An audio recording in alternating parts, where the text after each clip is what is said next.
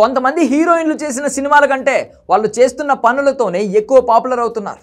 తాజాగా dragon cinema heroine Kayadu Lohar విషయంలోనూ ఇదే జరుగుతోంది. అమ్మడు చేసిందే ముచ్చటగా 3 సినిమాలు. తెలుగులో శ్రీ విష్ణు హీరోగా వచ్చిన అల్లూరి సినిమాతో పరిచయం అయింది కయాదు. కాకపోతే కరోనా టైం, పైగా అప్పుడు శ్రీ విష్ణు పెద్దగా పాపులర్ కూడా కాదు. అందుకే అల్లూరి సినిమా వచ్చి వెళ్ళినట్లు కూడా చాలామందికి తెలియదు. దాంతో ఈ పాప గురించి పెద్దగా పరిచయం కాలేదు. కానీ ఈ మధ్య విడుదలైన డ్రాగన్ సినిమాలో ఒక హీరోయిన్గా నటించింది కయాదు. ప్రదీప్ రంగనాథన్ హీరోగా నటించిన ఈ సినిమా సూపర్ హిట్ కావడంతో కయాదు లోహర్ పేరు బాగా మారుమ్రోగిపోయింది. సోషల్ మీడియా ఓపెన్ చేస్తే చాలు కయాదు లోహర్ ఫోటోలు బాగా ట్రెండ్ అవుతున్నాయి. గ్లామర్ షో చేయడానికి ఎలాంటి హద్దులు పెట్టుకోలేదు. అవసరమైతే బికినీ వేసుకోవడానికైనా, లిప్ లాక్ సన్నివేశాల్లో నటించడానికైనా సిద్ధమే అని చెప్పడంతో కయాదు లోహర్కు బ్రేక్ ఇవ్వడానికి దర్శక నిర్మాతలు రెడీ అంటున్నారు. అవకాశం వచ్చినప్పుడే అన్నీ చూసుకోవాలి కాబట్టి అమ్మడు కూడా అస్సలు వెనక్కి తగ్గేది లేదు అంటోంది.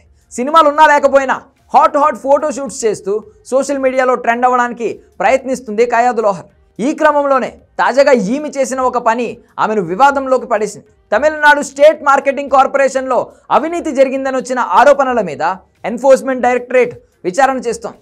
అందులో భాగంగా ఆకస్మిక తనిఖీలు నిర్వహించారు. అవినీతి నిరోధక శాఖ అధికారులు చేసిన దాడులు, దర్యాప్తులో 1000 కోట్ల స్కామ్ జరిగినట్లు ప్రాథమిక సమాచారం. ఈ స్కామ్ చేసిన వాళ్ళు ఏర్పాటు చేసిన ఒక నైట్ డ్రింక్ పార్టీలో హీరోయిన్ కయాదు లోహర్ కూడా హాజరైందని తెలుస్తోంది.